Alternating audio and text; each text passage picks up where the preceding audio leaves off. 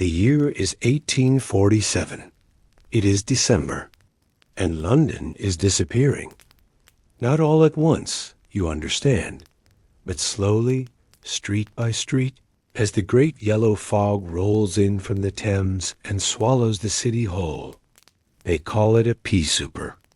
This particular kind of fog, for its color, is not the clean gray of country mist, but something thicker, something tinged with the sulfur of 10,000 coal fires and the dampness of the river that has carried commerce and sorrow through this city for 2,000 years. If you were to stand on Whitechapel Road on this evening, you would see very little. The gas lamps, those modern conveniences that were meant to banish the darkness forever, struggle against the fog like dying stars. Each one casts a small halo of sickly yellow light that reaches perhaps 3 feet in any direction before the murk consumes it entirely. The lamplighter passed this way an hour ago, his long pole touching each lamp in turn, and now he has vanished into the gray soup of the evening. His footsteps fading into silence, that the cobblestones are wet. They have been wet for 3 days now, for the rain that fell on Monday has never truly dried, and each morning brings a fresh layer of drizzle that seems less like weather and more like the city itself weeping. The stones gleam faintly in the gaslight, black and slick, and the sound of footsteps upon them is muffled, as though the fog has wrapped the world in damp wool and asked it to speak more quietly. Listen. If you are very still, you can hear the city breathing, the distant clatter of a hansom cab on Commercial Street, the slow drip of water from the eaves of the tenement houses that lean together like old men sharing secrets, a door opening somewhere, releasing a brief moment of warmth and candlelight before closing again, a child coughing in an upstairs room, the creak of a shop sign swinging in the faint wind that moves through the fog like a ghost uncertain of its destination. The temperature hovers just above freezing. It is not cold enough for the puddles to turn to ice, but it is cold enough that your breath hangs in the air for a long moment before the fog claims it as its own. The kind of cold that does not assault you all at once, but creeps into your bones slowly, patiently, like a debt collector who knows he has all the time in the world. This is the London of 1847, a city of 2 million souls, and tonight many of them are hungry. The Irish famine has driven thousands across the sea to these shores, and the workhouses are filling with those who have nowhere else to turn.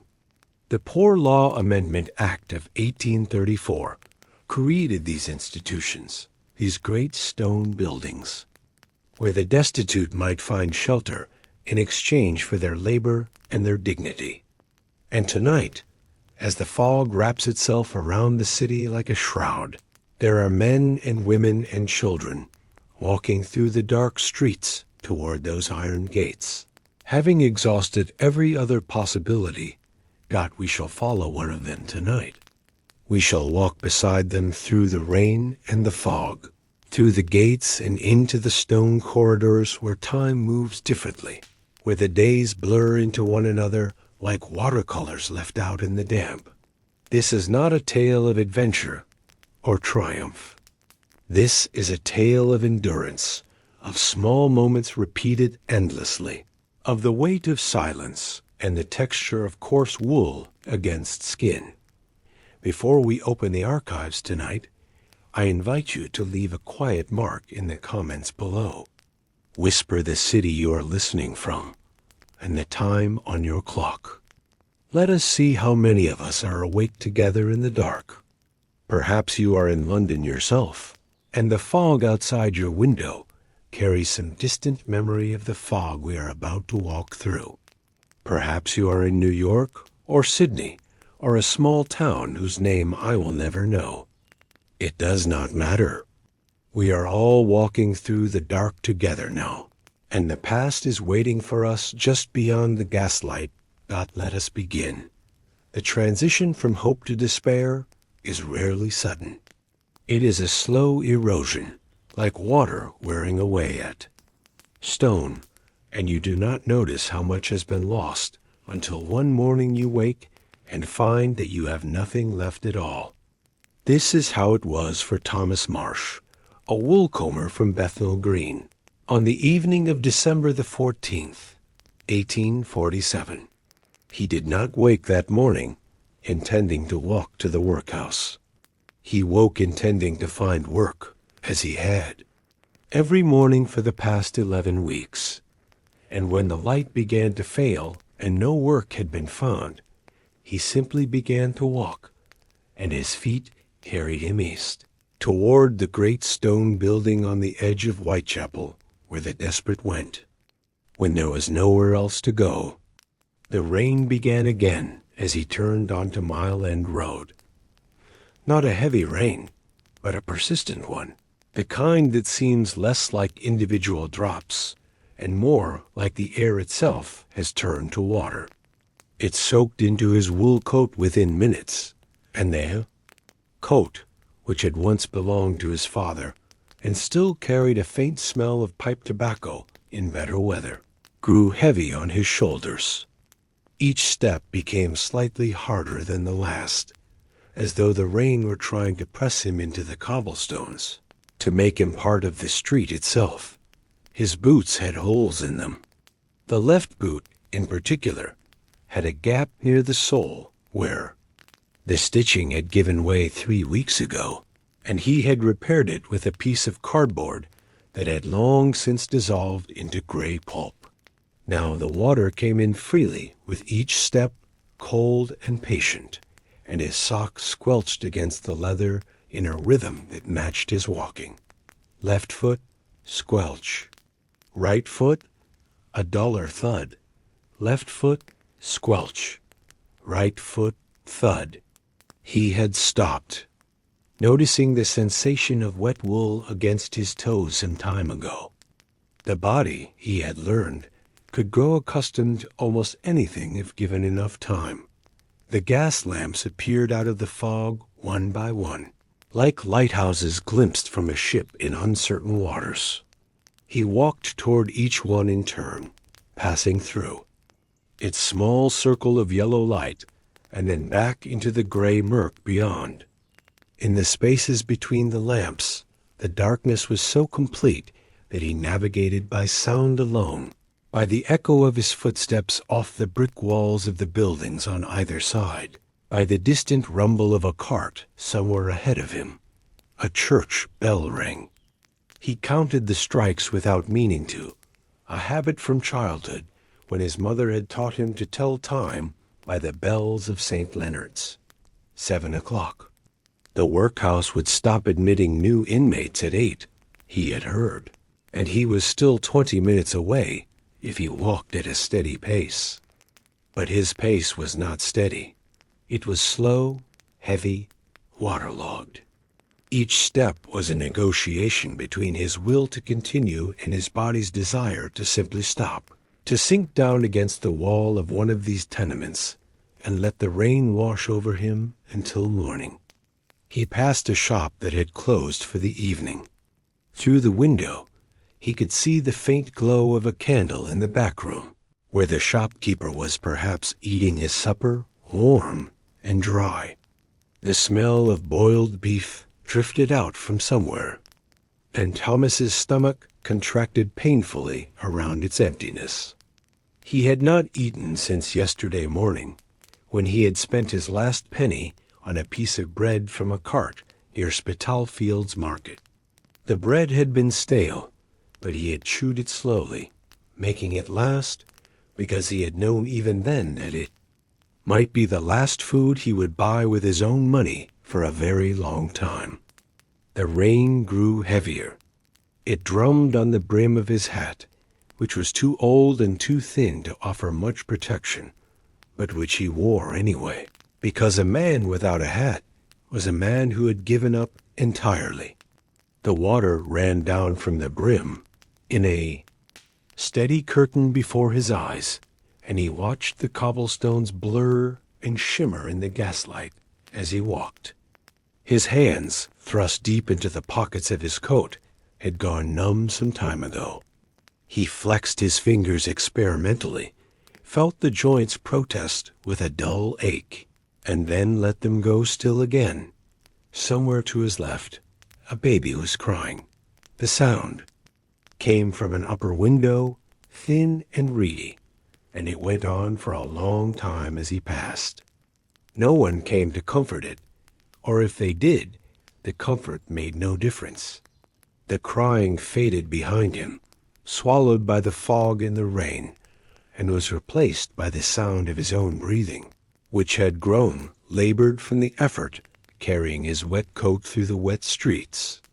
He thought about his wife, Mary, who had died of the cholera in September. He thought about his daughter, Elizabeth, who was 7 years old, and who was waiting for him now at the lodging house on Flower and Dean Street, where he had left her, with the landlady's promise to watch over her for one more night. Tomorrow he would come for her, and they would walk this same route together toward the same iron gates.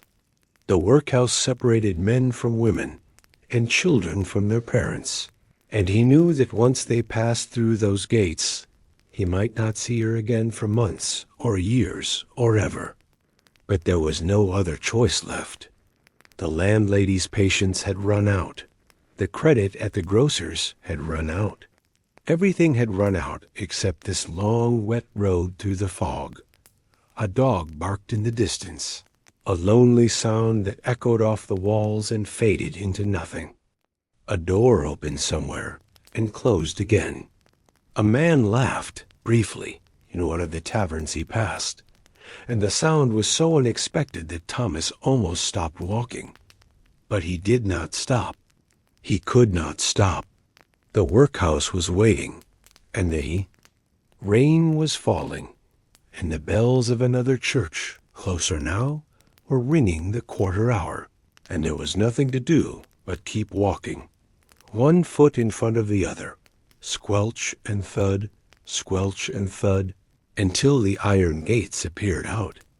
Of the fog, like the entrance to a world from which there was no easy return. The fog was thicker here, near the workhouse.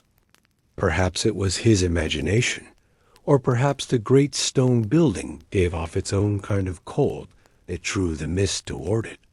He could see the outline of the walls now, high and dark, and the gas lamp above the gate that burned with a steadier flame than the street lamps, as though the institution demanded a higher quality of light. The gates themselves were closed, but there was a smaller door set into the larger one, and beside it, a bell pull that hung on a chain dot. He stopped. For a long moment, he simply stood there in the rain, looking at the door, at the bell pull, at the high walls that would contain the rest of his life. The water dripped from his hat and ran down his face, and he did not wipe it away. His coat was so heavy now that his shoulders ached. His boots were so full of water that they no longer made the squelching sound. They simply sloshed, like buckets being carried from a well. And then, because there was nothing else to do, he reached out his numb hand and pulled the bell. The sound of the bell was not loud. It was, in fact, a surprisingly modest sound for such a large institution.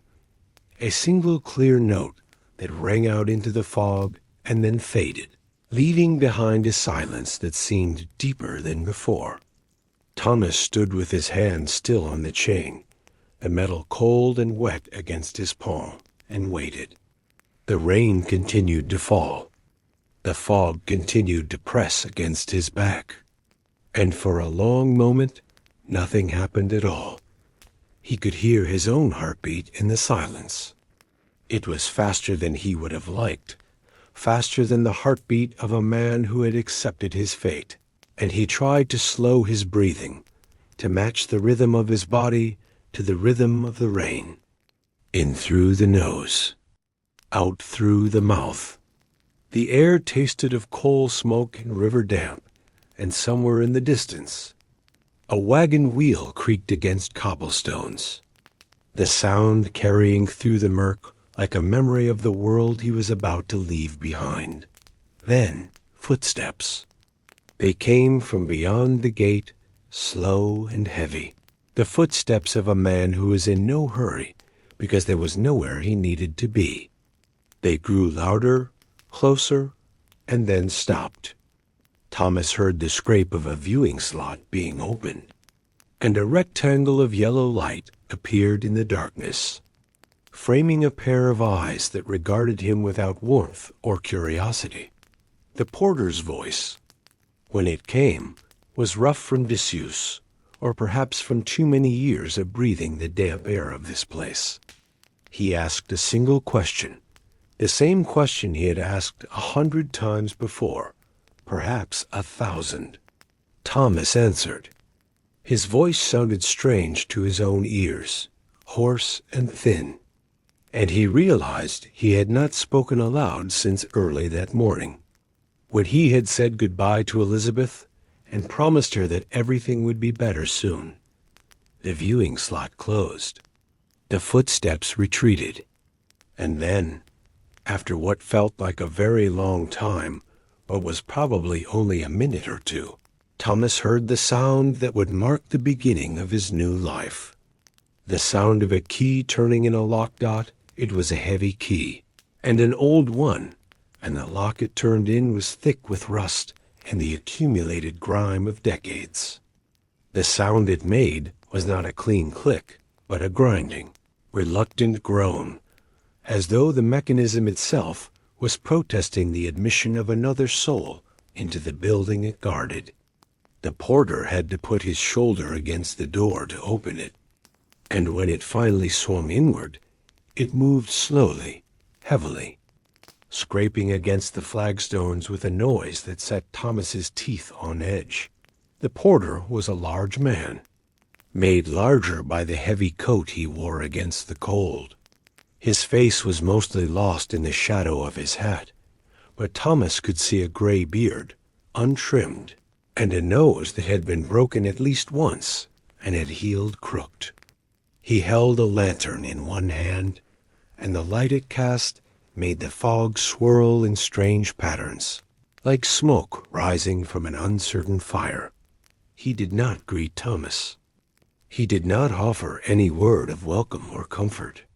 He simply stepped aside, holding the door open with one arm, and waited for Thomas to pass through. The message was clear. You have come to us because you have no other choice, and we will take you in because the law requires it. But do not expect kindness here.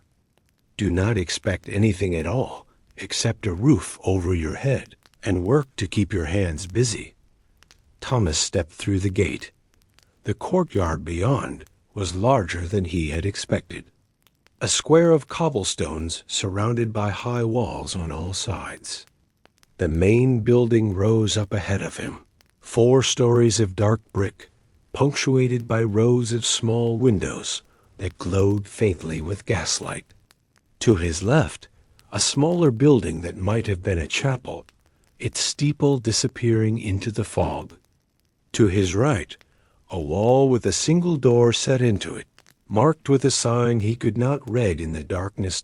Asterisk, asterisk. The porter closed the gate behind him. The sound of the lock turning again, this time from the inside, was somehow more final than the first. Thomas stood in the courtyard and let the rain fall on him and looked up at the building that would be his home for however long the law decreed, and he felt something shift inside him. Some last small hope that had survived the walk through the dark, streets finally going quiet. The porter led the way across the courtyard, his lantern swinging with each step. Thomas followed, his waterlogged boots leaving wet prints on the cobblestones that the rain erased almost as quickly as they appeared. They passed a pump in the center of the yard, its handle gleaming dully in the lantern light. They passed a cart that had been left against one wall, its wheels caked with mud. They passed a woman standing in a doorway, her face pale and expressionless, watching them without interest before turning and disappearing back into the building. The entrance to the main building was a set of double doors, wooden and heavy, fitted with iron bands that had gone orange with rust. The porter pushed them open with his shoulder, and Thomas was met with a wave of warm air that felt, after the cold of the streets, almost suffocating. It smelled of boiled cabbage and carbolic soap and something else, something harder to identify. A kind of staleness that came from too many bodies in too small a space for too long a time. He was inside. The receiving ward was a long room with whitewashed walls and a flagstone floor that had been worn smooth by generations of feet. Gas lamps hung from the ceiling at regular intervals, casting pools of light that overlapped in the center of the room, but left the corners in shadow. There were benches along the walls, wooden and backless, and on them sat perhaps a dozen people, men and women both, all of them waiting with the particular patience of those who have learned that nothing good comes from impatience. A clerk sat behind a high desk at the far end of the room, a thin man with spectacles that reflected the gaslight and made his eyes unreadable. Before him lay a large ledger, its pages thick and yellowed, and in his hand he held a pen that he dipped into an inkwell with the regularity of a heartbeat. Dip, scratch, dip, scratch. The sound filled the room, steady and rhythmic, the only sound except for the occasional cough from one of the benches, and the faint hiss of the gas lamps overhead. Thomas was directed to a bench near the door. He sat down heavily, the wet wool of his coat spreading out around him like a puddle, and he waited. The warmth of the room should have been a comfort after the cold of the streets, but instead it felt oppressive, too thick, too still. The air seemed to press against his skin, and he found himself taking shallow breaths, as though deeper ones might draw too much of this stale atmosphere into his lungs. The woman beside him was older, perhaps 50 or 60, with gray hair pulled back beneath a bonnet that had once been white but was now the color of old paper. Her hands were folded in her lap, and they trembled slightly, though whether from cold or age or fear, Thomas could not tell. She did not look at him. She did not look at anything. Her eyes were fixed on a point somewhere in the middle distance, and her lips moved occasionally, forming words that made no sound. Time passed. The clerk continued his work, calling names from a list, interviewing each applicant in turn, recording their answers in the great ledger with his scratching pen. Thomas watched the process unfold, learning its rhythms. The clerk asked the same questions each time, in the same order, in the same flat voice. Name, age, place of birth, occupation, reason for seeking relief. The answers varied, but the questions never did, and after a while, Thomas found himself anticipating them, rehearsing his own responses in his head. The scratching of the pen was hypnotic.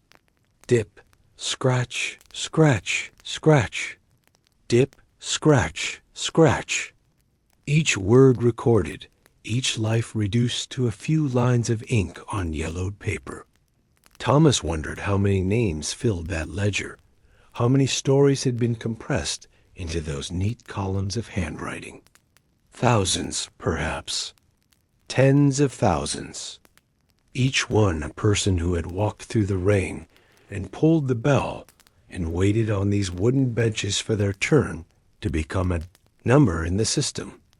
When his name was finally called, Thomas rose from the bench and walked to the clerk's desk. His legs were stiff from sitting, and his wet clothes had grown cold again in the still air of the room. He stood before the desk and looked down at the clerk, who did not look up, who simply dipped his pen in the inkwell and held it poised above a fresh line in the ledger. Name, Thomas Marsh, age 43 years. Place of birth, Bethnal Green, London. Occupation, wool comber, though he had not practiced that trade for nearly a year now, since the factory where he had worked for 18 years had closed its doors and sent its workers out into a city that had no use for them. Reason for seeking relief. Thomas paused before answering this question. What could he say? That he had spent 11 weeks looking for work and found none. That his wife had died and his daughter was hungry, and his landlady had finally run out of patience. That he had sold everything he owned, piece by piece, until there was nothing left to sell. That he had walked through the rain tonight because there was nowhere else to walk to. Unable to maintain himself, he said finally, and the clerk wrote the words down without comment, without looking up, without any indication that he had heard a human tragedy compressed into 4 small words. The clerk asked more questions. Did he have any family? Yes, a daughter, 7 years old. Was she to be admitted as well? Yes. Did he have any infectious disease? No. Had he ever been in a workhouse before? No. Did he understand that admission was voluntary? That he could leave at any time, but that leaving meant forfeiting any claim to relief until he had been gone for a certain period? Yes, he understood that the pen scratched. The inkwell was dipped. And then the clerk looked up at him for the first time, and his eyes behind the spectacles were not unkind, exactly, but they were tired. The eyes of a man who had seen too much misery to be moved by any individual instance of it. Through the door on the left, the clerk said, "The porter will direct you." The door on the left led to a corridor, narrow and dimly lit, with walls that had been whitewashed so many times that the surface was uneven, lumpy, like the skin of something that had healed badly from old wounds. The porter was waiting there, his lantern now extinguished, and he led Thomas down the corridor without speaking, their footsteps echoing off the walls in a rhythm that seemed to grow slower the deeper they went into the building. They passed other doors, all of them closed, all of them identical.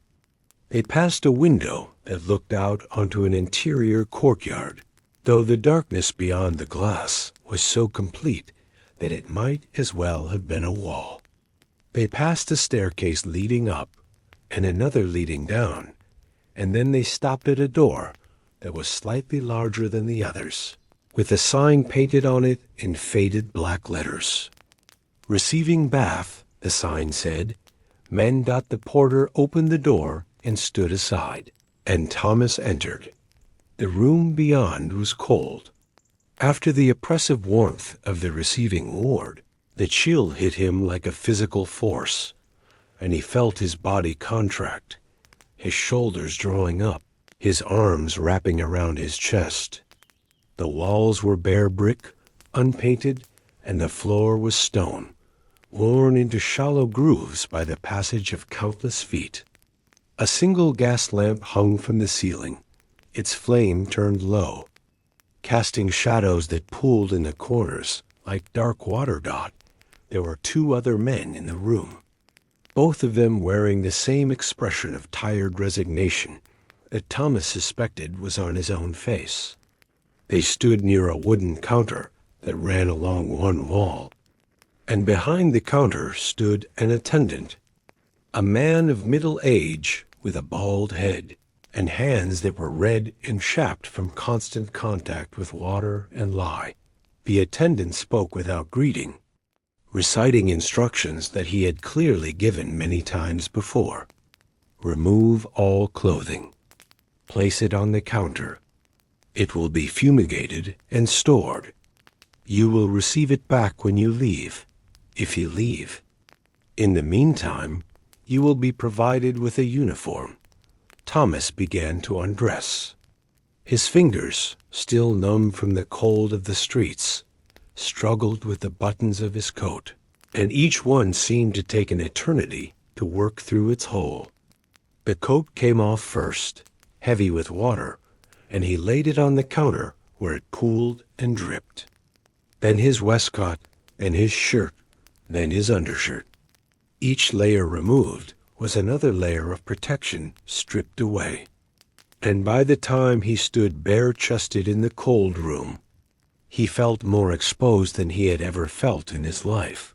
His trousers came next, then his stockings, then his boots, which he had to work off with some difficulty, because the leather had swollen with moisture. Finally, his undergarments, and then he stood naked before the attendant, shivering, his skin prickling with gooseflesh. His arms crossed over his chest in a futile attempt to preserve some warmth. The attendant barely looked at him. He gathered the pile of wet clothing into a bundle and handed Thomas a small brass token with a number stamped on it. 47, the number was. Thomas Marsh had become inmate 47. The uniform was laid out on a shelf behind the counter. The attendant retrieved it, piece by piece, and handed each item to Thomas with the same mechanical efficiency. A shirt of coarse gray wool, so rough that Thomas could feel it scraping against his skin the moment he pulled it over his head. A pair of trousers in the same material, loose and shapeless, held up by a length of rope that served as a belt. A waistcoat that was too large for him, hanging off his shoulders like a garment made for a bigger man who had since departed. Stockings that were thick, but already worn thin at the heels. And finally, a pair of shoes, wooden-soled, that clattered against the stone floor with each step. The wool itched. That was the first thing Thomas noticed. And he knew it would be the thing he noticed most for days, perhaps weeks, until his skin grew accustomed to the constant irritation, or until he simply stopped feeling it altogether. The shirt rubbed against his neck, against his wrists, against the soft skin under his arms. The trousers chafed his thighs. The whole uniform felt like a garment designed not for comfort, but for endurance, for surviving rather than living. He stood in his new clothes, his old identity bundled on the counter, and waiting to be taken away to some storeroom where it would hang alongside the identities of hundreds of other men who had stood in this same room and felt this same cold and worn the same itching wool. The other two men had finished dressing as well, and they stood beside him. Three strangers united by their matching uniforms and their matching circumstances. The attendant pointed to another door on the far side of the room. "Through there," he said. "The bath is waiting." The bathing room was tiled, floor to ceiling, in white ceramic squares that had yellowed with age and were cracked in places, dark lines running through them like the veins in old marble. The room was larger than Thomas had expected, perhaps 30 feet long and half as wide, with a high ceiling that disappeared into shadow above the reach of the gas lamps.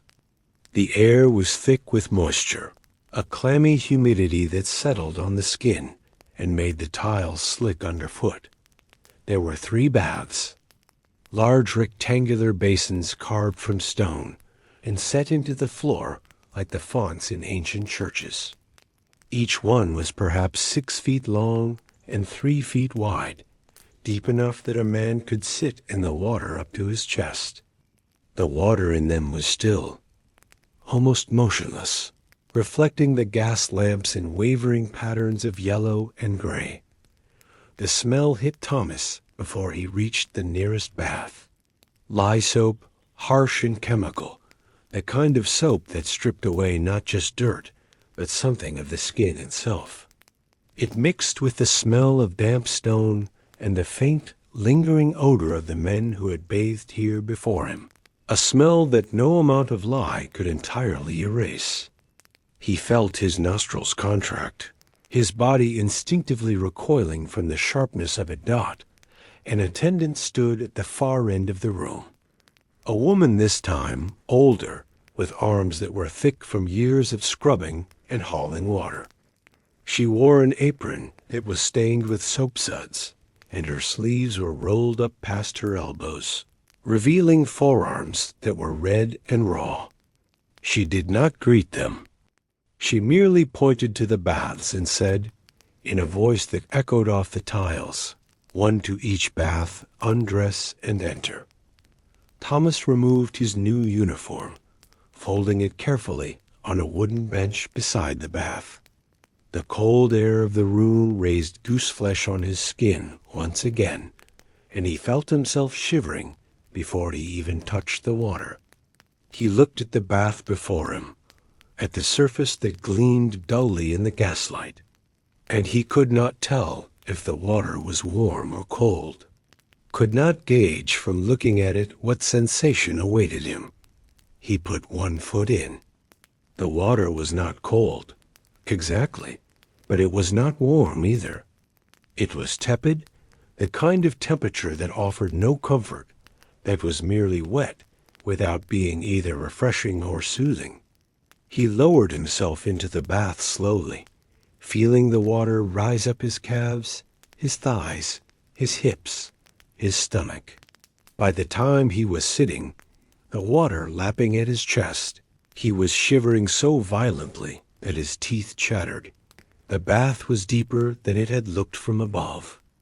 The stone sides rose up around him, smooth and cold against his back, and when he looked up, the ceiling seemed very far away, the gas lamps like distant stars in a gray sky.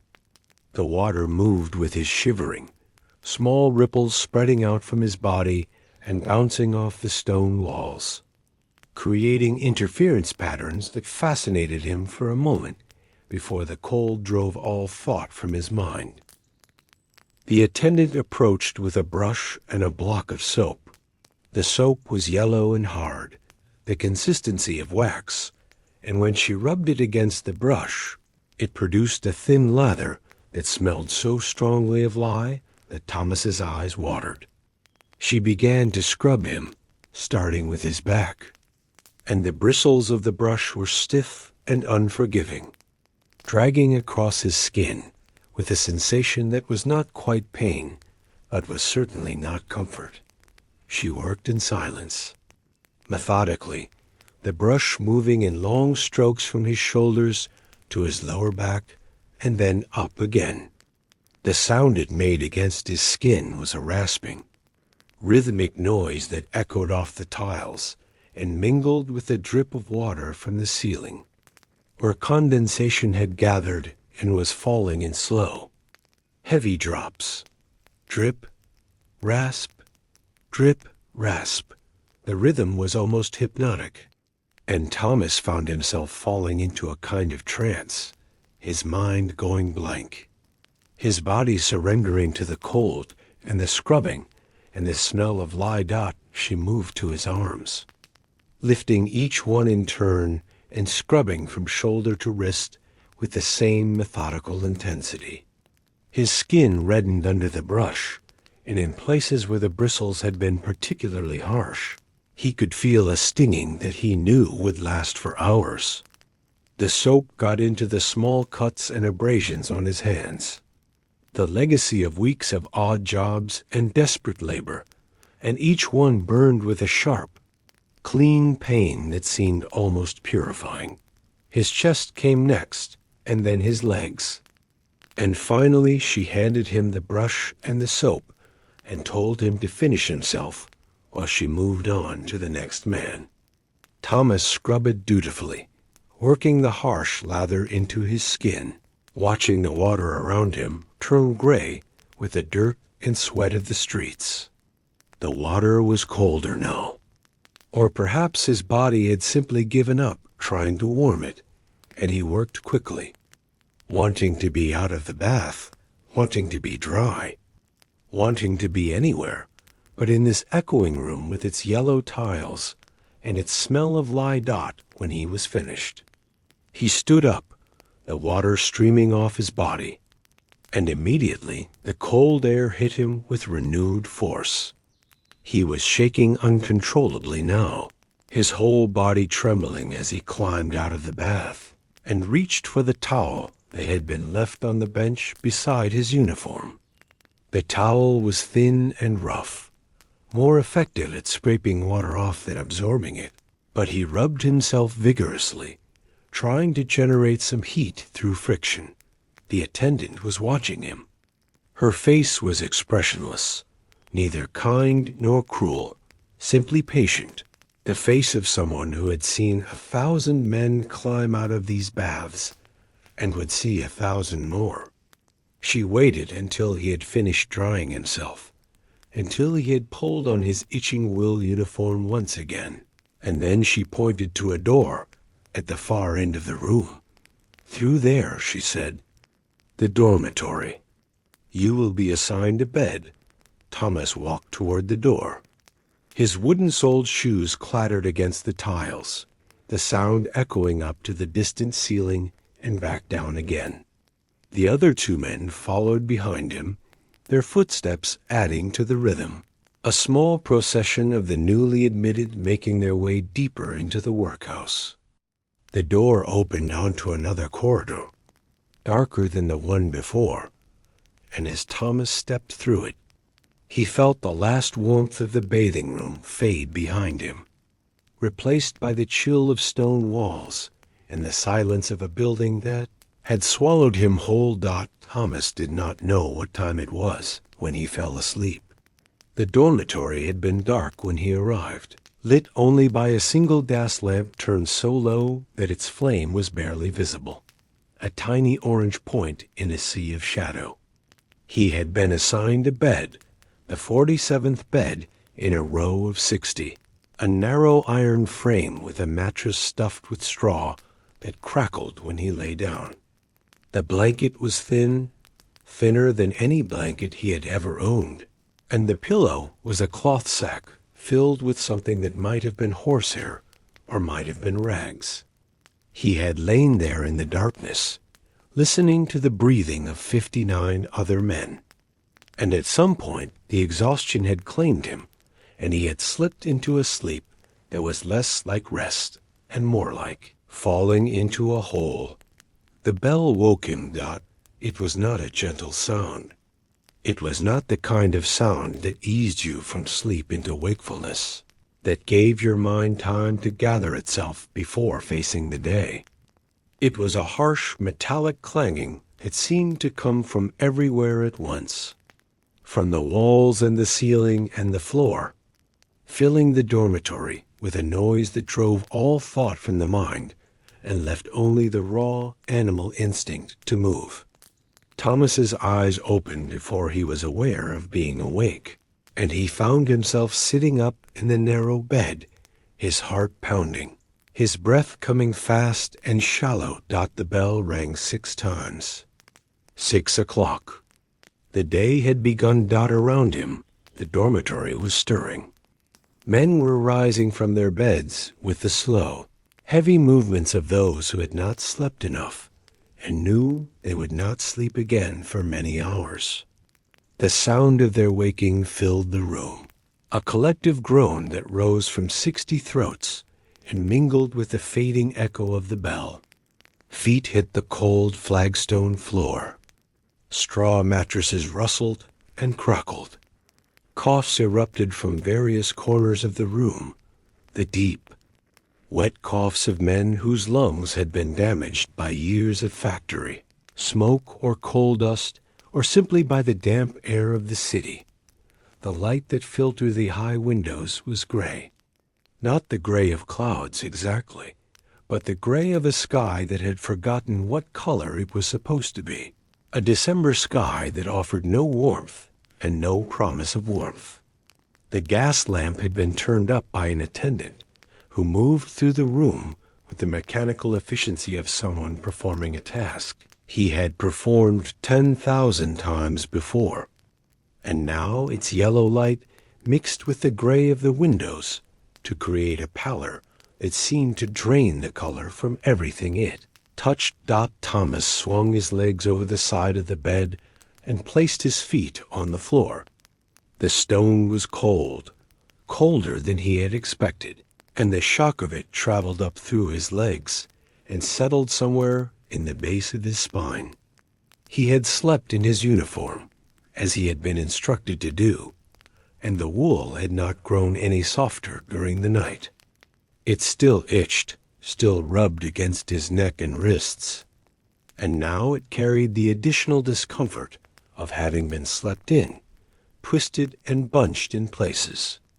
Damp with the sweat of troubled dreams, the man in the bed beside him was coughing. He was an older man, 60 perhaps or 70, with a face that was lined and weathered, and eyes that had seen too much.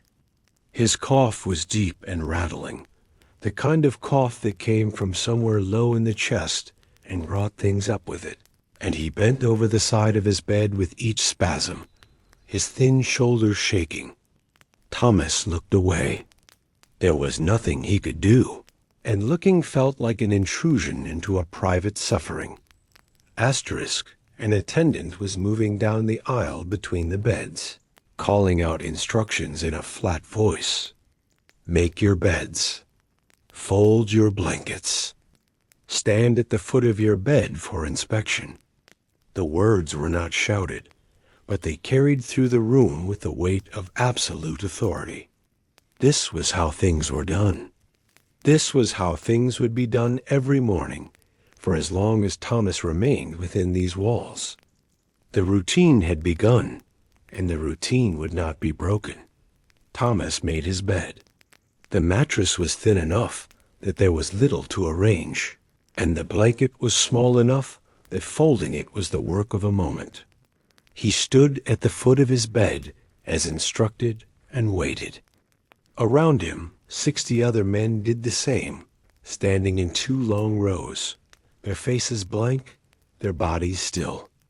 The dormitory fell into a silence broken only by the continuing cough of the old man and the slow footsteps of the attendant as he walked between the rows, inspecting each bed in turn.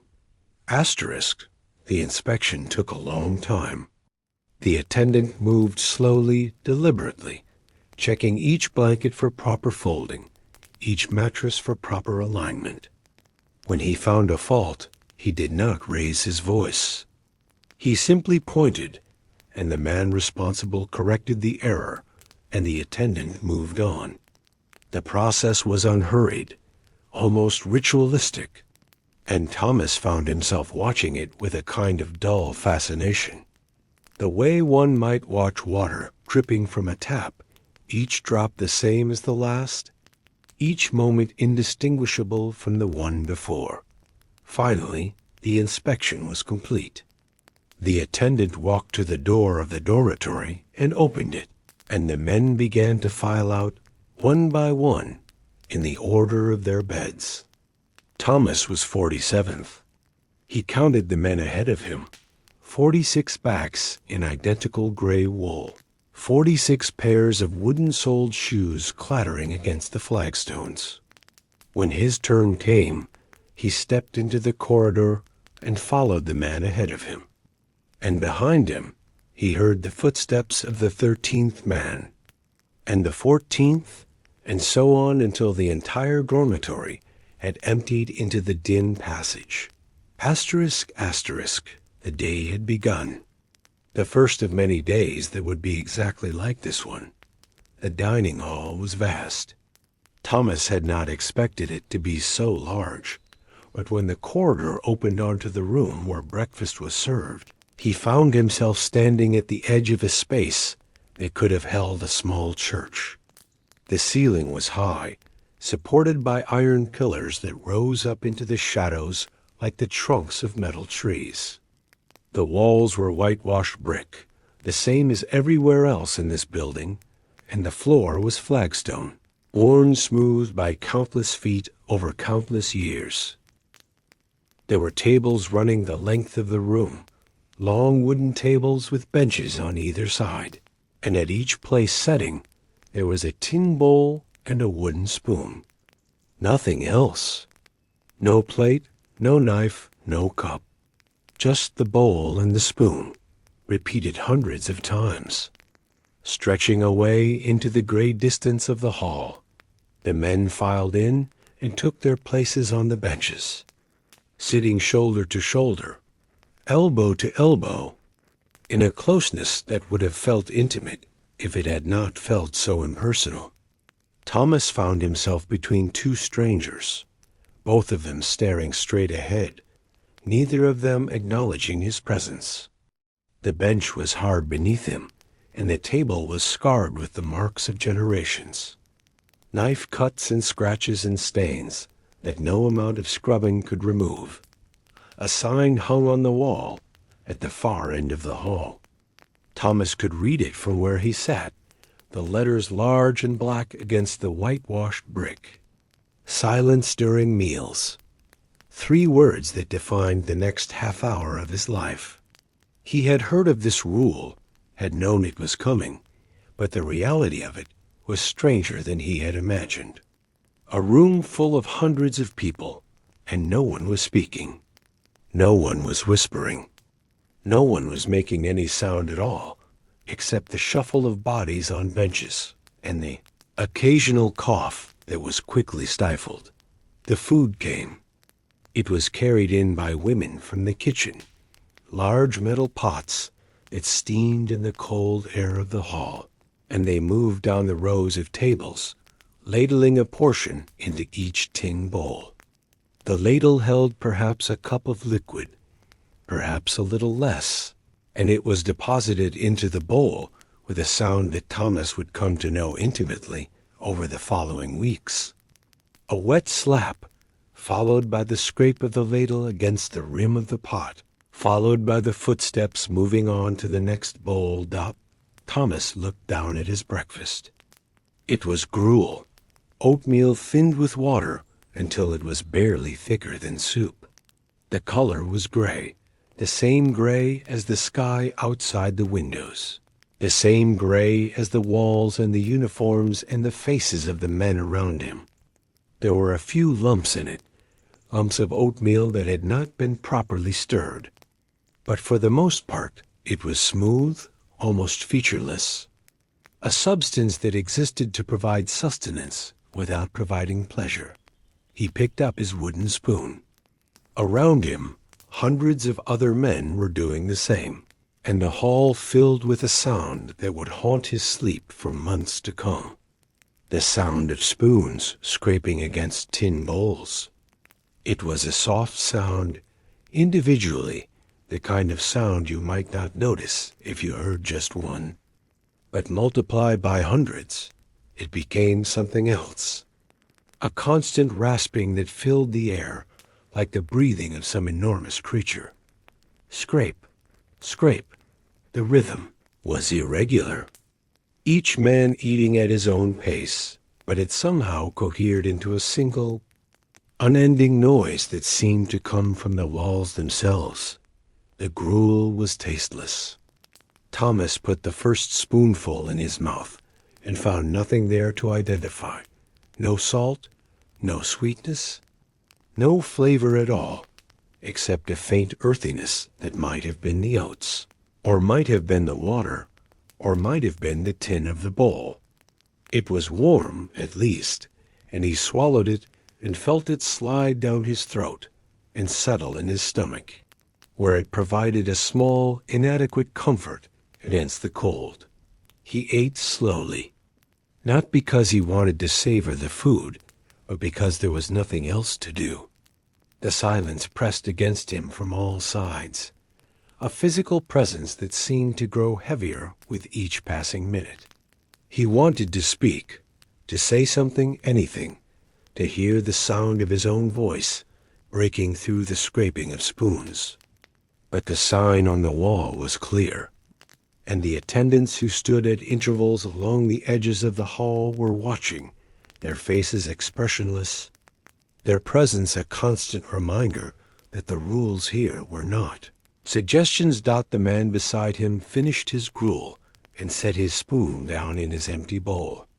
The sound it made was tiny, a small click of wood against tin, but in the silence of the hall it seemed almost loud. Thomas glanced at him, at his profile, at the way his jaw was set, and his eyes were fixed on some point in the middle distance. There was a history in that face, Thomas knew. A life, a family perhaps, a trade, a home. All of it reduced now to a number and a tin bowl, and a silence that stretched from one end of the day to the other. Thomas finished his own gruel. He scraped the spoon around the edges of the bowl, gathering the last thin traces, and then he set the spoon down and waited. Around him, the scraping was beginning to subside as more men finished their meager portions. The hall grew quieter, the sound fading like an echo dying away, until at last there was only the silence again, heavier now, fuller, the silence of a room full of people with nothing left to do but wait. Asterisk, asterisk, an attendant rang a bell.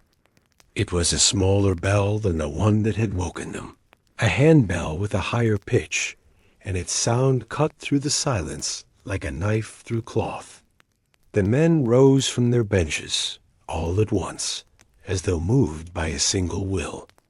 They filed out of the hall in the same order they had entered, and Thomas found himself once again counting the backs ahead of him. 46 gray shapes moving through the gray corridors toward whatever labor the day had in store. The Oakum room was in the basement of the workhouse, down a narrow staircase that descended into a darkness that the gas lamps could only partially dispel. The air grew colder as they went down, and damper, and by the time Thomas reached the bottom of the stairs, he could see his breath forming small clouds that hung in the air for a moment, before dissolving into the murk. The room itself was long and low, with a ceiling that Thomas could almost touch if he raised his hand. There were no windows, only the gas lamps that hung at intervals from the beams. Their flames turned low, casting pools of yellow light that barely overlapped. The floor was packed earth, and the walls were bare stone, and the smell that filled the space was unlike anything Thomas had encountered before. It was the smell of tar. Old tar, ship's tar, the kind of tar that was used to seal the hulls of vessels and waterproof the ropes that held them together. It was a thick smell, almost viscous, that seemed to coat the inside of the nostrils and the back of the throat. Mixed with it was the smell of dust and damp, and the sweat of the men who had worked in this room before him. A generation's worth of labor soaked into the very stones. There were benches arranged in rows, low wooden benches worn smooth by use, and at each bench there was a pile of rope. But it was not rope as Thomas understood it. It was old rope, discarded rope, rope that had served its purpose on ships and in dockyards, and was now at the end of its useful life.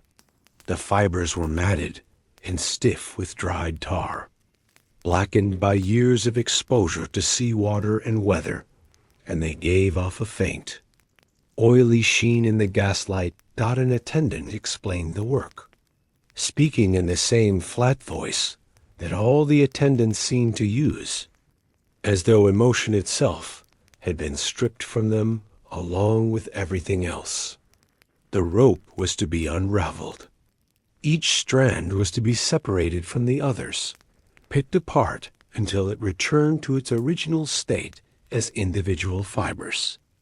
These fibers, called oakum, would then be sold to shipyards, where they would be mixed with fresh tar and used to seal the seams of new vessels. It was, the attendant said, important work, essential work, the kind of work that kept the ships of the empire afloat. Thomas sat down at a bench and picked up a length of rope.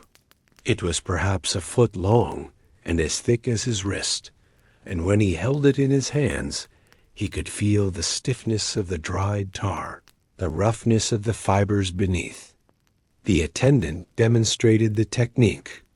You inserted your fingers into the rope, found the place where the strands began to separate, and pulled. Slowly, gently, teasing the fibers apart, working your way down the length of the rope until it lay before you in a pile of loose, fuzzy threads. It sounded simple. It was not simple. The tar had hardened over years of exposure, and it held the fibers together with a grip that seemed almost malicious. Thomas pulled at the rope, and the rope resisted. He dug his fingers deeper, trying to find purchase, and the sharp edges of the fibers cut into the pads of his fingertips. He pulled again, harder this time, and a small section of the rope began to give way, the strands separating with a reluctant creak. The work was slow. Each inch of rope required minutes of patient effort, of pulling and teasing and working the fibers loose.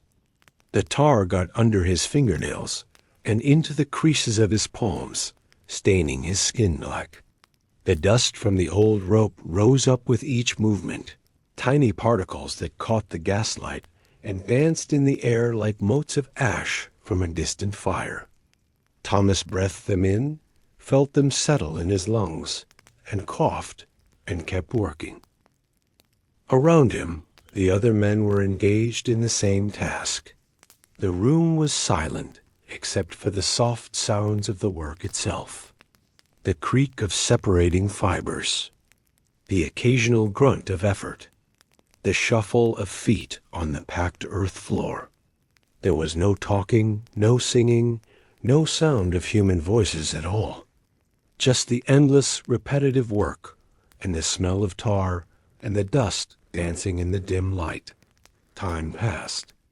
Thomas could not say how much time, because there was no clock in the Oakum room, no window to show the movement of the sun. There was only the pile of rope before him, slowly diminishing, and the pile of oakum beside him, slowly growing. His fingers began to ache, a deep, persistent ache that started in the joints and spread up through his hands to his wrists. The skin on his fingertips, softened by the cold bath the night before, began to crack and bleed, tiny cuts that stung when the tar got into them. He looked at his hands. They were black with tar, and in places where the skin had broken, there were thin lines of red that mixed with the black to create a color that was almost purple. He wiped them on his trousers, but it made no difference. The tar was part of him now, worked into the whorls and creases, and it would be part of him for as long as he remained in this place. The rope seemed endless. Each time he finished a length, another was placed before him, taken from a pile in the corner that never seemed to diminish no matter how much work was done. The motion became automatic, his hands moving without conscious thought, pulling and teasing and separating, while his mind drifted to other places. He thought of Elizabeth, of her small face looking up at him in the lodging house, of the promise he had made to come back for her. He thought of Mary, of the way she had looked in the final days, her skin yellow and her eyes too bright. He thought of the factory where he had worked for 18 years, of the sound of the looms and the smell of wet wool, and it seemed to him now like a memory of paradise. The dust continued to dance in the light. The tar continued to stain his hands. The fibers continued to separate, one by one, strand by strand, until the work and the worker became indistinguishable, until Thomas Marsh was nothing more than a pair of hands attached to a body that had forgotten how to feel anything except the slow, steady rhythm of the Oakum room. The light, when they finally emerged from the basement, was blinding, not because it was bright, exactly, but because any light at all seemed bright after the dimness of the Oakum room. Thomas stood in the doorway of the workhouse, blinking, waiting for his eyes to adjust. And slowly the world resolved itself into shapes and colors that his mind could understand. The stone yard was at the back of the workhouse, a large open space enclosed by high walls, topped with iron spikes. The ground was covered in gravel and crushed stone, and in the center of the yard there was a pile of granite blocks, rough and irregular, waiting to be broken. The sky above was gray, the same gray it had been at dawn, and the wind that moved through the yard carried a cold that cut through the thin wool of Thomas's uniform, as though it were not their dot. There were perhaps 30 men in the yard, arranged in a loose line along one side of the granite pile. Each man had a hammer, a heavy iron hammer with a wooden handle that was worn smooth from use. The hammers lay on the ground beside each man, waiting, and the men themselves stood with their arms at their sides, waiting, and the whole yard seemed to exist in a state of suspended animation, waiting for something to begin. That an attendant blew a whistle. The men picked up their hammers, and the stone yard came to life. The sound was enormous. 30 hammers striking granite, each blow a sharp crack that echoed off the high walls and rebounded into the gray sky. Clang, clang, clang. The rhythm was irregular at first, each man working at his own pace, but gradually it began to cohere, the way the scraping of spoons had cohered in the dining hall, until the entire yard seemed to pulse with a single, thunderous heartbeat. Thomas picked up his hammer. It was heavier than he had expected, heavy enough that his arms, already tired from the work in the Oakum room, protested at the weight. He approached the pile of granite and selected a block, a rough cube, perhaps a foot on each side, and he dragged it to his place in the line. The granite was cold against his blackened hands, cold and rough and indifferent to the effort he was expending. He raised the hammer. He brought it down. The impact traveled up through the wooden handle and into his arms, a shock that rattled his teeth and made his shoulders ache. The granite block showed a small white mark where the hammer had struck, but it did not break. He raised the hammer again. He brought it down again. Clang, another white mark. Another failure to break. Clang, clang, clang. The wind moved through the yard, a cold wind that came from the east and carried with it the smell of the river and the faint, acrid tang of coal smoke. Thomas felt it cutting through his uniform, felt it finding the gaps where the wool had worn thin, felt it settling into his bones alongside the ache of the hammer. His breath came in short, visible puffs, and his hands, still stained with tar, grew red and raw from the cold and the friction of the wooden handle. Asterisk, asterisk, he fell into a rhythm. Raise the hammer. Bring it down. Raise the hammer. Bring it down. The motion was simple, almost meditative, and after a while his mind began to drift again, leaving his body to perform the task while his thoughts wandered through the gray landscape of memory and regret. The clang of the hammers became a kind of music, a percussion without melody, and the pile of granite before him became an abstraction, a problem to be solved one blow at a time. The block began to crack. A line appeared in the stone, thin and dark, running from one white mark to another. Thomas struck the line, aiming carefully, and the crack widened. He struck again and again, and suddenly the block fell apart, splitting into two pieces that fell away from each other, like the halves of a broken heart. He set one piece aside and began to work on the other, breaking it down further, smaller and smaller, until what had been a rough cube was now a pile of gravel that could be used to pave roads or fill foundations. He reached for another block. The process began again. The hours passed. The pile of unbroken granite diminished slowly, and the pile of broken stone grew. The wind continued to blow, and the hammers continued to clang, and the gray sky pressed down on the yard like the lid of a box being slowly closed. Thomas's arms burned with the effort, and his back ached from the bending and lifting, and his hands were so cold that he could barely feel the hammer anymore. But he kept working, because there was no choice, because the routine demanded it, because stopping was not permitted out around him. The other men worked in the same silence that had pervaded the dining hall. No one spoke. No one complained. There was only the clang of the hammers and the crack of the stone and the distant sound of the city beyond the walls. Muffled and far away, a reminder of the world that continued to exist outside this place of stone and iron and endless. Repetitive labor. The whistle blew again, and the hammers fell silent. The sudden absence of sound was almost as jarring as the sound itself had been, a void that rushed in to fill the space where the clanging had been.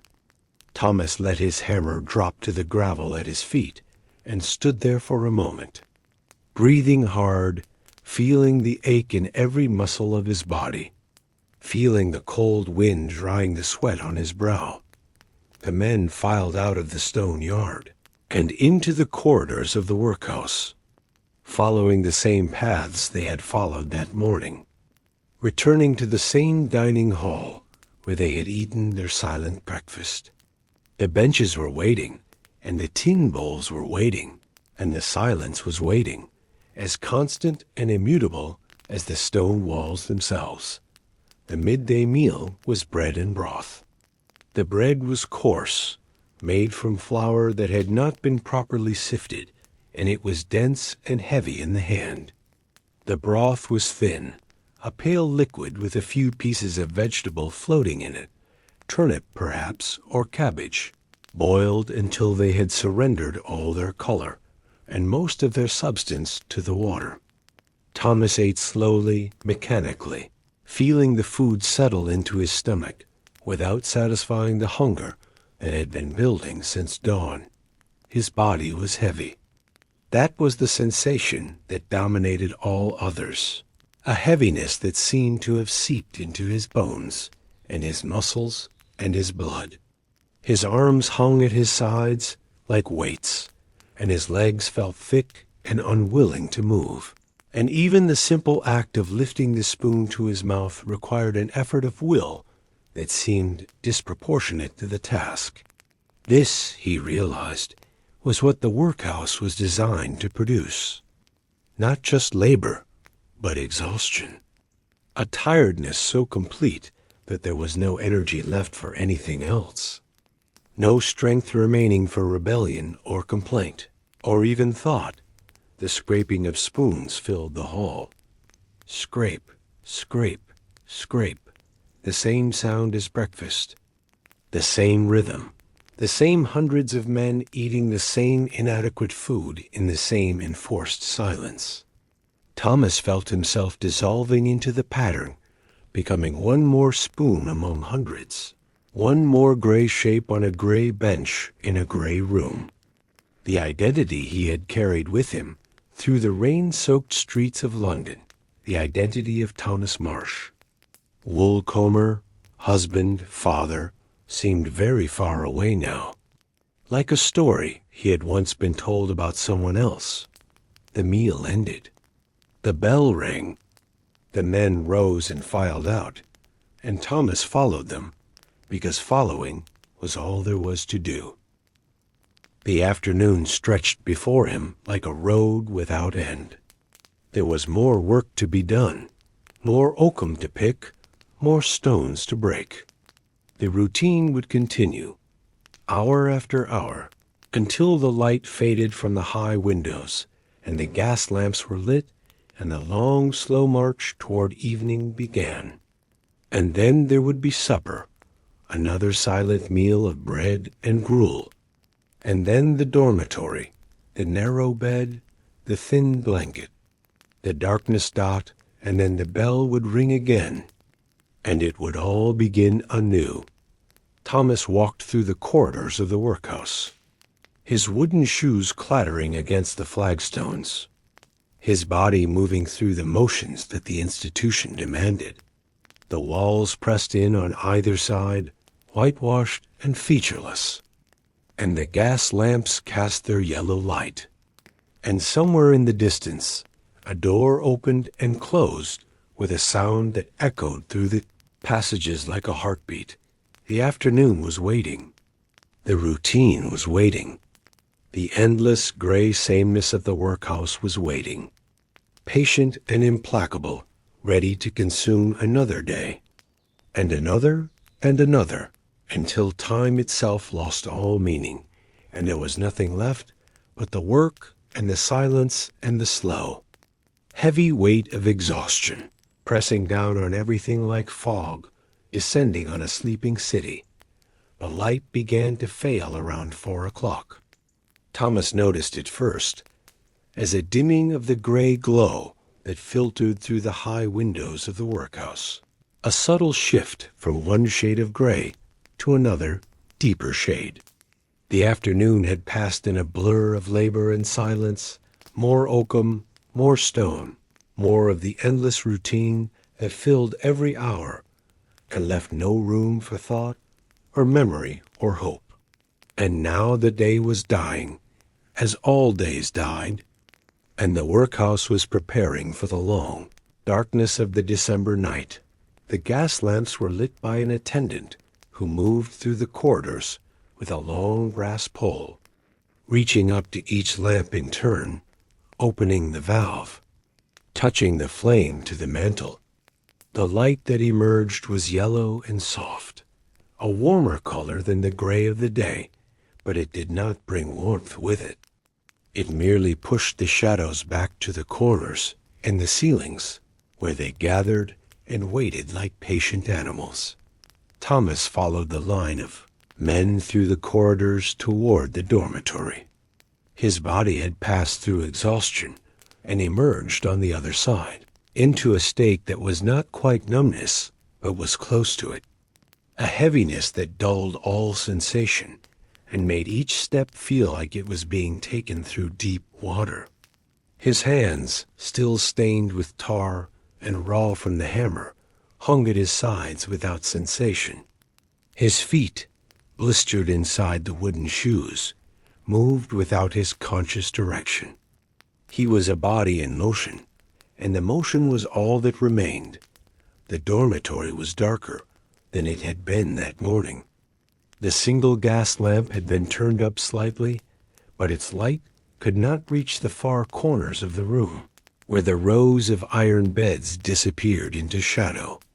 The air was thick with the smell of bodies. 60 men who had worked all day in the cold and the damp. 60 men who had not bathed since the lye-scented waters of the receiving room. 60 men whose sweat and breath and presence had accumulated in this enclosed space until it became a smell unto itself. Something organic and inescapable. Thomas found his bed, the 47th bed, and he sat down on the edge of it. The straw mattress crackled beneath his weight, and the iron frame creaked, and these small sounds seemed very loud in the quiet of the room. Around him, Other men were doing the same, lowering themselves onto their narrow beds with the slow, careful movements of the thoroughly exhausted. No one spoke. The rule of silence extended even here into the hours between labor and sleep, and the dormitory filled instead with the sounds of bodies settling, of breathing deepening, of the day releasing its grip on minds too tired to hold on to it. The shadows lengthened as the minutes passed. The gas lamp flickered occasionally, its flame responding to some draft that moved through the room, and each flicker sent the shadows dancing across the walls and ceiling. A slow, hypnotic movement that Thomas watched without seeing. His eyes were open, but they were not taking in information anymore. They were simply pointed in a direction, resting on whatever was in front of them, while his mind drifted in the gray space between waking and sleep. He thought of nothing. That was the strange gift of exhaustion, the way it emptied the mind of everything except the immediate sensations of the body. There was no room for grief or fear or longing when every ounce of energy had been spent on the simple act of surviving the day. There was only the ache in the muscles, and the heaviness in the limbs, and the slow, steady rhythm of breath moving in and out, like the tide of some internal sea. The supper bell would ring soon. There would be more bread, more thin broth, more silence in the vast dining hall. And then the long night would begin, the hours of darkness when the workhouse slept and the city beyond its walls continued its own mysterious life. Thomas waited for the bell, his body still, his mind empty, a vessel that had been drained of everything except the capacity to wait.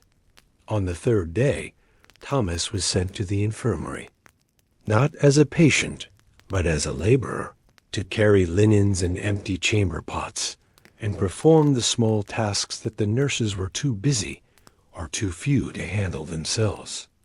It was, he understood, a privilege of sorts, a respite from the oakum room and the stone yard, though the word privilege seemed strange in a place where all choices had been taken away. The infirmary was in a separate wing of the workhouse, connected to the main building by a long corridor that seemed to grow quieter with each step. The sounds of the institution, the clattering of shoes, and the distant clang of the bell, and the muffled voices of attendants, faded behind him as he walked, until by the time he reached the infirmary door, there was almost no sound at all, just the faint hiss of the gas lamps and the soft whisper of his own breathing. Asterisk, asterisk, the smell was the first thing he noticed. It was not the smell of tar and sweat and unwashed bodies that pervaded the rest of the workhouse. It was something sharper, cleaner, a smell of carbolic acid and camphor, and something else, something underneath that might have been sickness or might have been death. The two were close neighbors here, he knew. The infirmary was where men came when their bodies could no longer bear the labor, and many of them did not leave. The ward was a long room with beds arranged along both walls, perhaps 40 beds in total, each one occupied by a figure beneath a thin white sheet. The figures were still, most of them, so still that it was sometimes hard to tell if they were sleeping or something else. The only movement came from the nurses, 2 women in gray dresses and white aprons who moved between the beds with a quiet efficiency, checking pulses, adjusting blankets, spooning medicine into mouths that opened and closed with mechanical obedience. Thomas was given a basket of clean linens and directed to a bed at the far end of the ward. The man in the bed was old, older than anyone Thomas had seen in the workhouse, with skin that was papery and translucent and eyes that were closed. His breathing was shallow, A faint rise and fall of the chest beneath the sheet that was almost imperceptible unless you watched for it. Thomas changed the linens as quietly as he could, lifting the thin body with care, sliding the fresh sheets beneath. And the old man did not wake, did not stir, did not give any sign that he knew someone was there. The silence in the infirmary was different from the silence in the rest of the workhouse. It was not the enforced silence of rules and regulations, the silence of men who were forbidden to speak. It was the natural silence of a place where speech had become unnecessary, where the body had retreated so far into itself that words could not reach it. The only sounds were the sounds of breathing, dozens of different rhythms that rose and fell in the still air, and the occasional creak of a floorboard as a nurse moved from bed to bed.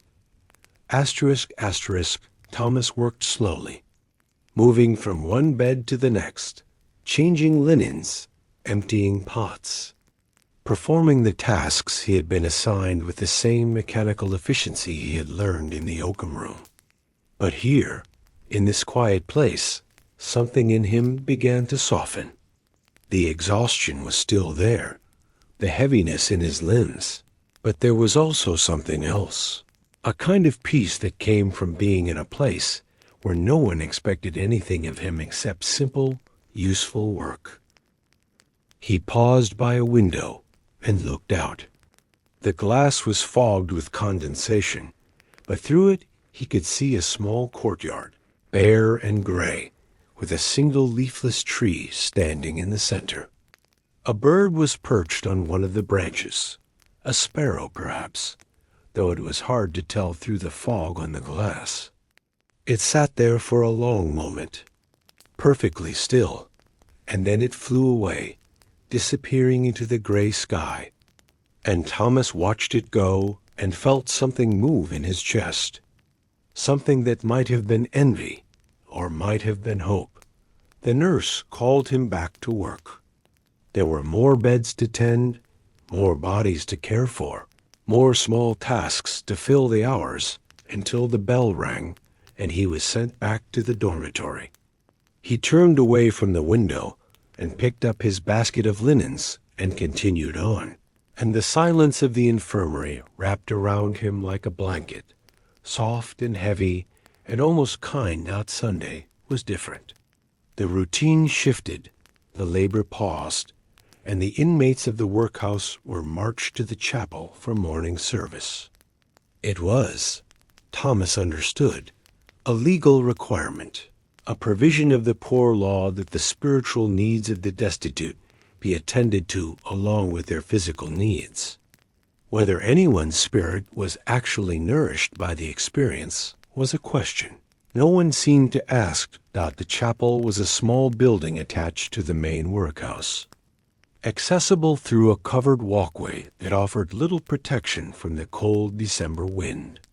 The men filed in through one door and the women through another, and they took their places on opposite sides of the aisle, separated by a gulf of empty space that seemed wider than the few feet it actually measured. Thomas sat on a wooden pew near the back, his body grateful for the chance to rest, his mind empty and waiting. The pews were hard. They had been carved from oak, perhaps a century ago, and whatever finish had once protected them had long since worn away, leaving the wood bare and rough.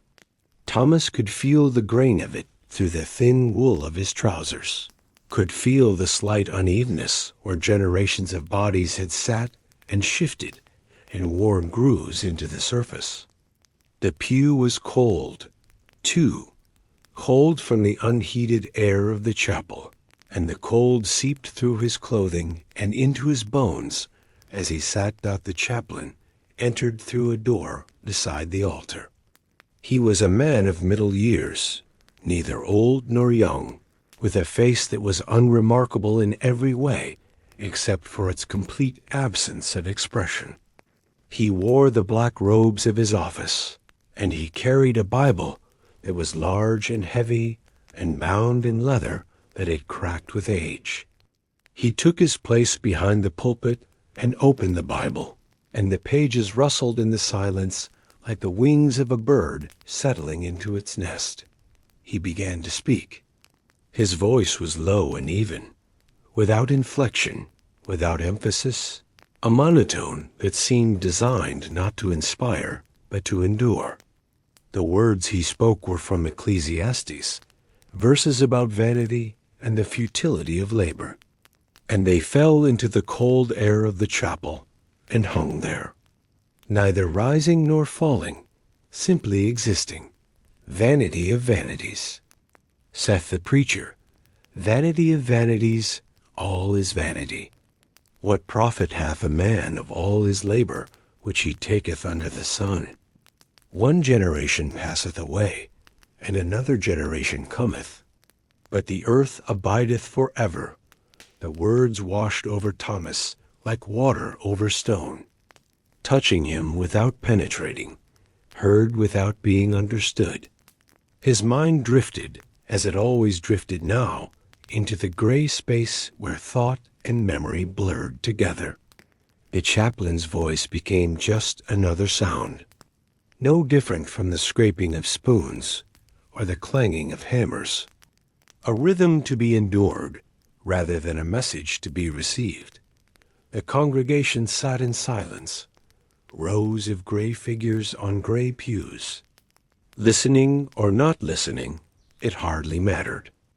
A woman coughed on the other side of the aisle, a dry, rasping cough that echoed off the stone walls. A child whimpered somewhere, a small sound quickly stifled. The chaplain continued his reading, his voice never changing, never rising, never falling, a river of words flowing through the chapel and out into the cold December air. The service lasted an hour. When it was over, the congregation filed out in the same order they had entered, men through one door, women through another. And the brief moment when the two sides of the aisle had been united in worship was over, and the separation resumed, and Thomas walked back through the covered walkway toward the main building, the chaplain's words already fading from his memory, like breath fading in the cold. He saw her on a Tuesday. It was the second week of his confinement, and he had almost stopped thinking about her, not because he had forgotten, but because thinking was too painful, and the workhouse demanded all his energy for other things. But on that Tuesday, as he was being marched from the stone yard to the dining hall, he passed a fence that divided the men's yard from the children's yard. And there she was, Elizabeth Dot. She was standing near the fence, her small hands wrapped around the iron bars, her face pressed into the gap between them. She was wearing the same gray wool uniform that everyone in this place wore, and her hair, which Mary used to brush every night before bed, was pulled back in a rough knot that someone had tied without care or skill.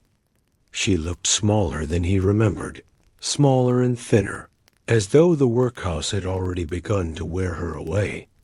Thomas stopped walking. The man behind him bumped into his back, and the man behind that one muttered something under his breath. But Thomas did not move.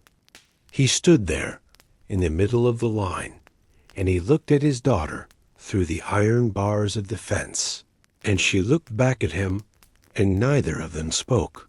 The silence between them was vast.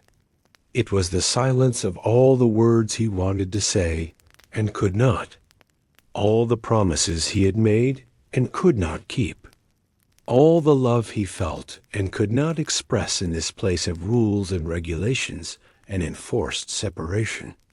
He wanted to call her name, to tell her that everything would be all right, to reach through the bars and touch her face and feel the warmth of her skin against his palm.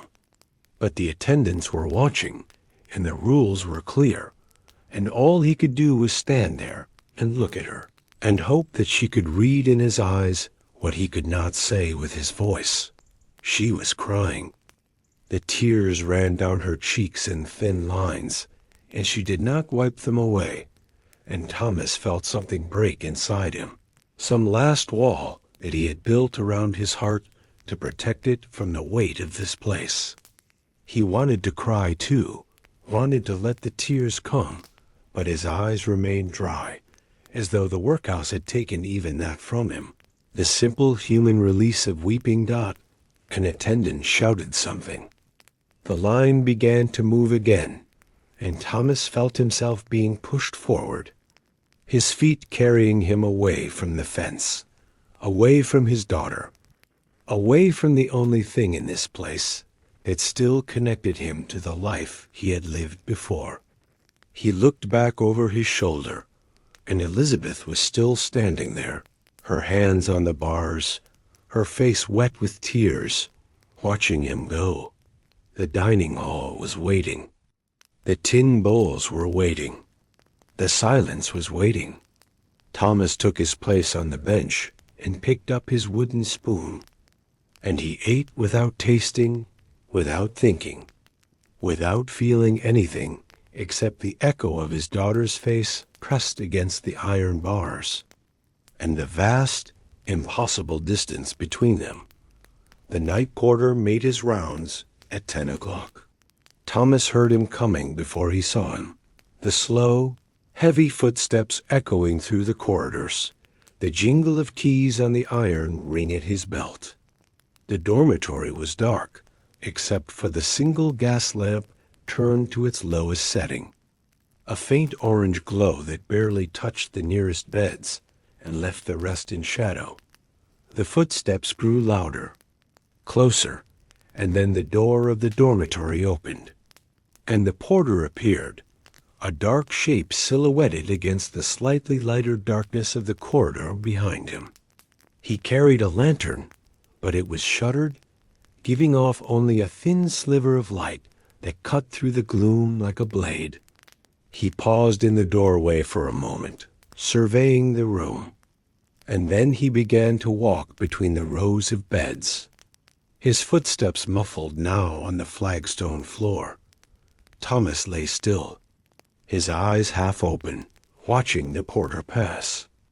The man moved with the slow deliberation of someone who had all the time in the world, checking each bed as he went, making sure each inmate was present, each body accounted for.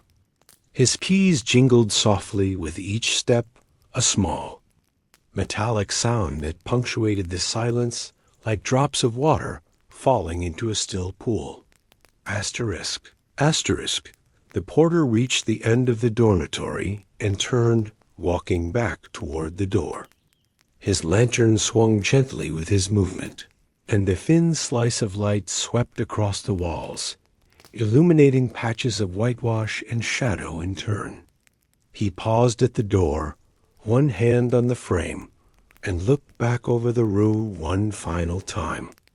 Then he stepped through, and the door closed behind him, and the sound of his footsteps began to fade, growing softer and softer until they disappeared entirely. The locking began. Thomas heard it as a distant sound at first, a series of clicks and clangs that echoed through the corridors of the workhouse as the porter secured each door in turn. Click, door to the women's dormitory. Clang, VS, gate to the children's ward. Click, the entrance to the infirmary.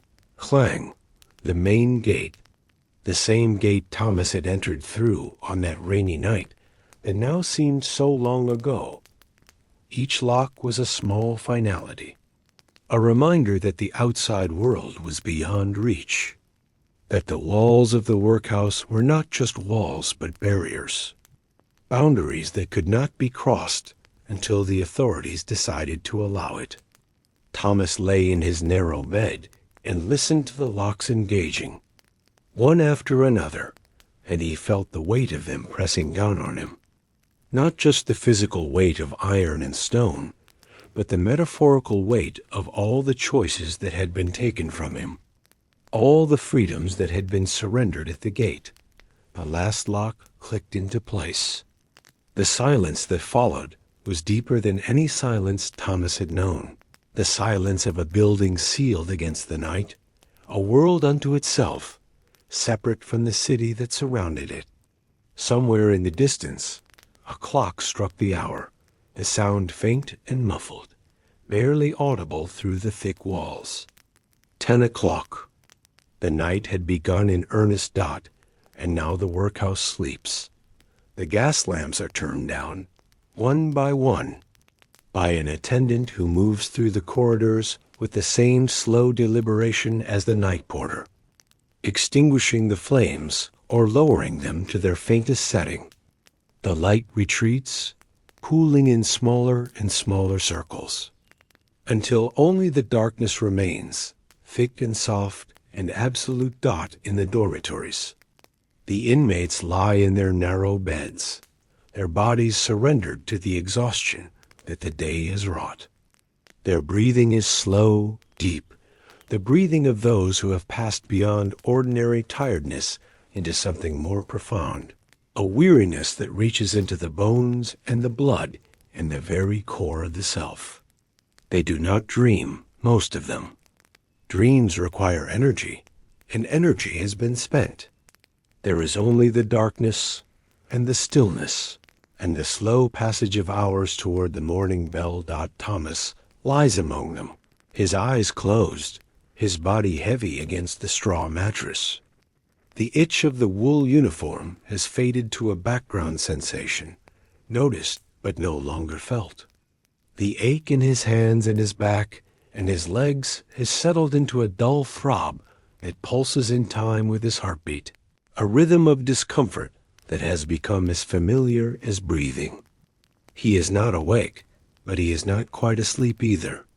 He floats in the gray space between, where time has no meaning and the self has no boundaries. Outside the walls of the workhouse, London continues its own mysterious life.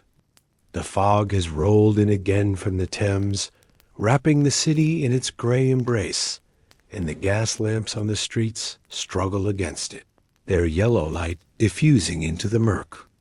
Carriages pass on distant roads, their wheels rattling over cobblestones. A dog barks far away. A door opens and closes. The sounds are muffled, indistinct, as though the city itself is falling asleep, its voice growing softer and softer until only the fog remains silent and patient, pressing against the windows of the workhouse like a visitor who will wait forever. The December night deepens. The temperature falls. Frost begins to form on the high windows of the dormitory, delicate crystals that catch the faint glow of the gas lamp and transform it into something almost beautiful. The inmates do not see it.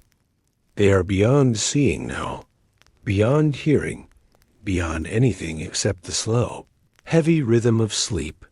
And you, listening to this voice in your own darkness, you are not in that place. You are not in the workhouse, not in the cold dormitory, not in the narrow bed with the thin blanket and the straw mattress. You are somewhere warm, somewhere safe, somewhere the morning bell will not ring, and the Oakum room will not wait, and the silence will not press against you like a weight. You are in your own bed, in your own room, in your own life. And the distance between you and Thomas Marsh is measured not in miles, but in years, in generations, in the slow accumulation of time that separates the present from the past. The fog presses against the windows. The gas lamps flicker and fade. The porter has made his final rounds, and the locks are secure, and the workhouse is sealed against the night. There is nothing left to do now except sleep, to let the darkness take you, to surrender to the heaviness that has been building since the first words of this long, quiet story. The year is 1847. It is December, and London is asleep. Close your eyes now. Let your breathing slow. Feel the weight of your own blanket, the softness of your own pillow, the warmth of your own room. You are safe. You are here. And the workhouse, with its gray walls, and its gray uniforms, and its endless gray routine, is far away, a memory of a memory. A story told in the darkness to help you find your way to sleep. The gas lamps are extinguished now. The last flame has been turned down to nothing. There is only the darkness and the silence and the slow, heavy breathing of those who have finally found rest. Sleep well. The archives are closed.